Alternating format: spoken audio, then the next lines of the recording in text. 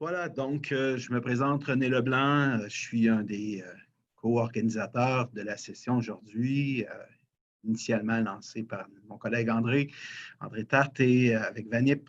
Je vais parler aujourd'hui des chantiers de construction. Je travaille, moi, chez GHD Consultants comme hygiéniste senior et je connais, évidemment, je travaille beaucoup sur les chantiers de construction sans prétendre être le porte-parole de l'industrie de la construction, parce que c'est vraiment, évidemment, un domaine très large. J'ai quand même eu la chance et l'opportunité de discuter avec plusieurs acteurs clés du domaine de la construction afin de leur demander leur perception de la gestion du COVID et également l'aspect aussi spécifique à la protection respiratoire. Évidemment, je vais parler un peu de l'ensemble de la gestion du COVID aussi, parce que pour les chantiers de construction, c'est définitivement un défi majeur.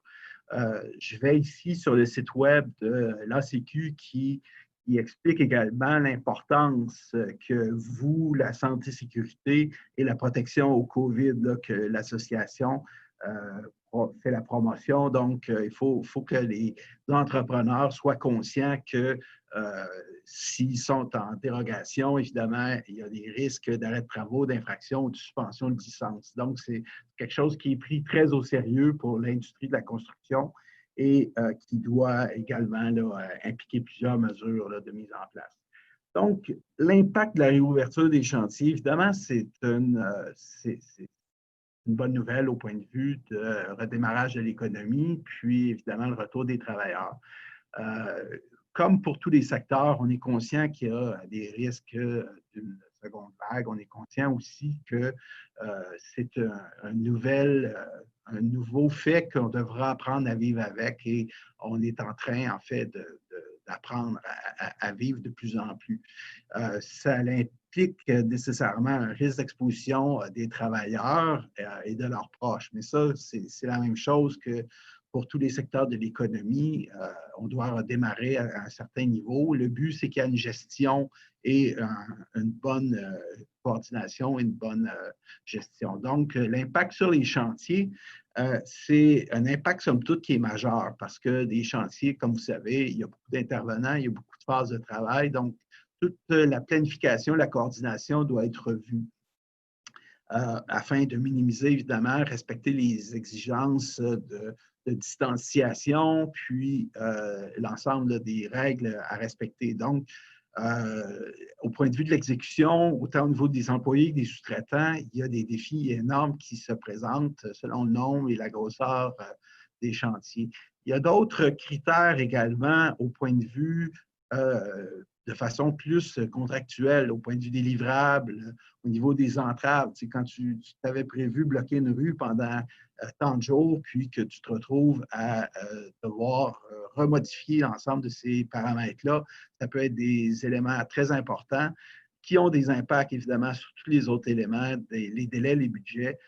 Pénalité, évidemment, on n'en parle pas vraiment à cette étape-ci, mais en même temps, je veux juste dans l'encadrer, évoquer que en ce moment, on pouvait parler d'Act of God pour les travaux qui étaient déjà initiés, mais que pour les nouveaux projets qu'on démarre à partir d'aujourd'hui, l'Act of God, on ne peut plus l'invoquer parce que la situation est maintenant connue. Donc, les nouveaux projets doivent faire en sorte qu'on fait cette planification-là de la gestion du COVID avant même de soumissionner sur ta job.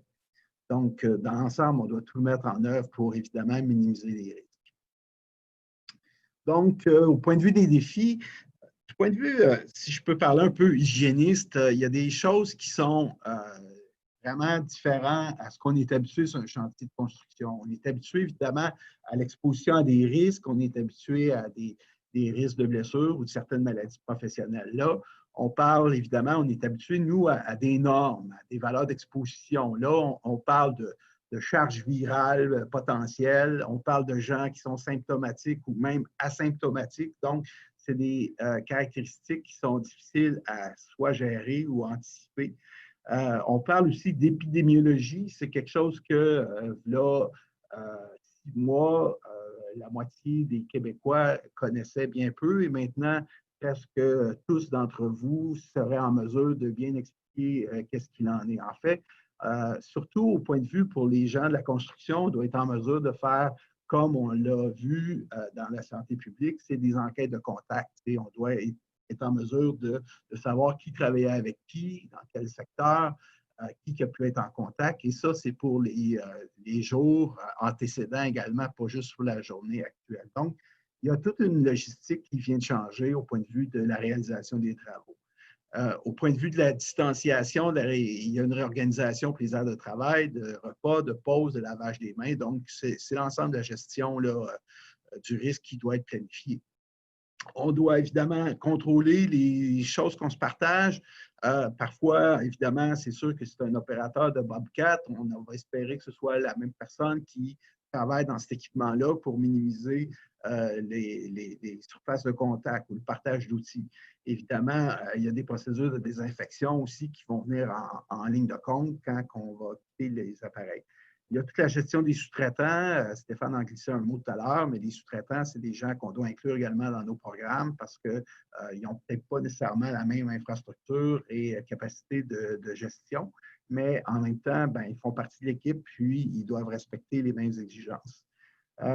Évidemment, on est habitué dans le domaine de la construction pour certains, ce que j'appelle des plans de sauvetage éprouvés. Autrement dit, en espace clos ou en travail en hauteur, on était déjà habitué qu'il fallait savoir s'il arrive de quoi, comment tu vas réagir. Alors, ce concept-là, pour les grands entrepreneurs, le concept de planifier, prévoir, prévenir est quand même bien présent, puis le COVID, évidemment, vient s'ajouter.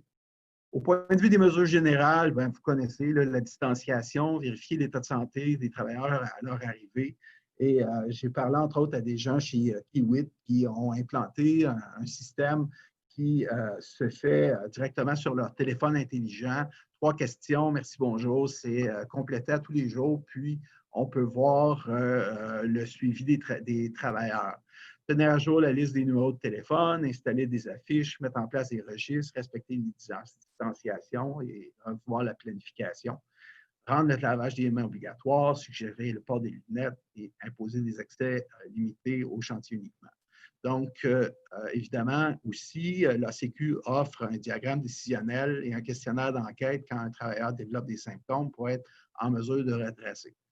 Donc, comme je dis, la planification devient extrêmement importante. Qui fait quoi, où, quand, avec quel équipement.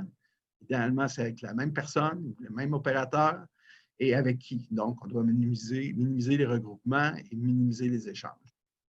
Si je reviens un peu à l'exposition, ben, au point de vue exposition de particules sur les chantiers, de façon générale, au Québec, on utilise le filtre P100 pour l'exposition potentielle à la silice, donc tous les travaux qu'on fait dans le béton et le ciment, etc. L'amiante également, bien sûr, c'est plus au niveau de la gestion générale des poussières et des matières particulières, les PM10, PM2.5, qu'on retrouve davantage l'usage du N95. Autrement, les autres contaminants typiques, là, le plomb, la moisissure ou les fientes, on va utiliser le P100. Donc, la demande en N95 est contrôlable, si je peux dire. Au point de vue, évidemment, on va, comme l'explique la pyramide de priorisation, on va toujours prioriser les mesures d'ingénierie et les contrôles administratifs. Donc, l'arrosage, la ventilation, la pression négative, les barrières physiques et évidemment, penser à des méthodes de travail alternatives, penser le travail différemment. Au point de vue donc des masques sur les chantiers, ben, le N95, là, les gros joueurs, vous avez vu, si vous suivez un peu dans l'actualité, les gros joueurs, les gros entrepreneurs ont pour la plupart donné leur équipement au réseau de la santé. Donc, c'est l'effort de guerre, comme disait Stéphane, que les gens ont fait. Pour ce qui est du N95, comme je dis, c'est surtout utilisé pour le contrôle général des poussières et particules. Et quand on a introduit des nouveaux appareils, bien, ça reprend le fit test. Et comme tu disais si bien, ça a une efficacité variable. Donc, on va essayer de minimiser ça autant que possible. Ou sinon, bien, si on n'a pas le choix, on va aller sur la liste des fournisseurs, puis on va bien sélectionner celui qu'on achète. Le Québec, comme je disais, est un peu avant-gardiste en ce sens qu'on est une des seules provinces canadiennes et un seul État américain aussi, là, du côté américain, qui utilise le P100 pour tous les travaux en présence de silice. Alors, plusieurs utilisent le N95, ce qui crée une plus grande demande parce qu'évidemment, il y a vraiment beaucoup de travaux qui peuvent générer de la silice. Donc, en ayant déjà ça d'implanter au Québec, ça abaisse un peu la charge et la demande au point de vue des équipements. Si on a besoin de 2 travailleurs à moins de 2 mètres, ben, l'INSPQ a émis une recommandation à date du 5 mai que le port du masque de procédure chirurgicale, des lunettes de protection et ou une visière doivent être privilégiés en plus des gants habituellement portés. Alors, cette mesure est recommandée si le port des lunettes visières ne représente pas un risque pour la sécurité des travailleurs. Donc, on revient aussi, ce qui a été discuté un peu ce matin, la décontamination, la réutilisation. Le beigne ou la crêpe, là, comme on l'appelle, c'est quelque chose qui est décontaminable par autoclave. Alors, évidemment, sur des chantiers de construction, ce n'est pas quelque chose qui est très possible. Donc, à moins qu'on les récupère puis qu'on les envoie dans un lieu autorisé qui est capable de le faire, ce qu'on va privilégier, évidemment, c'est les cartouches rectangulaires grises qu'on peut décontaminer avec des lingettes humides. Alors, c'est ce qui est le plus utilisé. Au point de vue de la disponibilité, bien, comme on l'expliquait précédemment, bien, les masques N95, il y a une grande difficulté d'approvisionnement. Les masques chirurgicaux, il n'y a pas de problème. Les demi-masques P100, bien là, les informations qu'on a, comme la demande est accrue, il y a quand même une période d'attente afin d'obtenir ça. La même chose au point de vue des cartouches rectangulaires. Puis, par contre, bien, pour les KN95, il n'y a pas de problème d'approvisionnement, mais il faut être sûr de voir qu'est-ce que tu vas recevoir. Également, ce qu'on m'a dit, c'est que, comme un peu Stéphane le soulignait, il y a tellement de gens qui veulent maximiser leur inventaire qu'ils commencent à avoir certains problèmes de disponibilité pour d'autres types d'équipements, notamment des cartouches de vapeur organique qui peuvent être difficiles à obtenir. Donc, en conclusion, ben, pour l'industrie de la construction, on peut la pression relative à la protection respiratoire, on est capable de la gérer pour l'instant, c'est correct, ça va, mais c'est sûr qu'il y a différents défis, puis le mot-clé, c'est l'adaptation et la flexibilité. Merci à tous.